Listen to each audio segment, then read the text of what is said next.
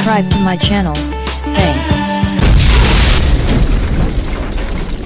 Filling the giant Metropolitan Opera House with ringing high notes and without microphones is hard.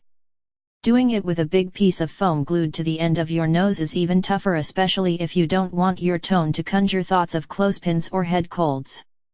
But that is part of the job description for the tenor singing the title role of Franco Alfano's Cyrano de Bergerac, an opera about the doomed love of that dashing but nasally over-endowed French Guardsman. So when the star tenor Roberto Alagna arrived in his dressing room at the Metropolitan Opera one morning last week for his first nose fitting in preparation for Tuesday night's opening, the stakes were high.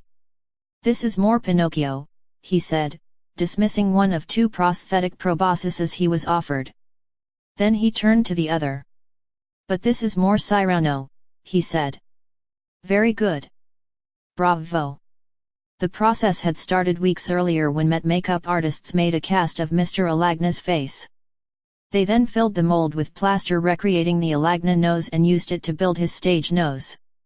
Now it was time to try out the finished product.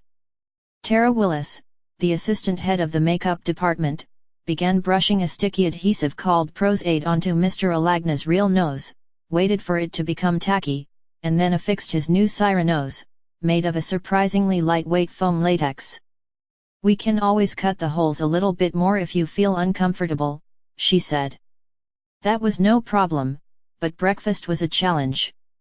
Mr. Alagna managed a morning banana easily, but his attempt to drink some coffee was thwarted.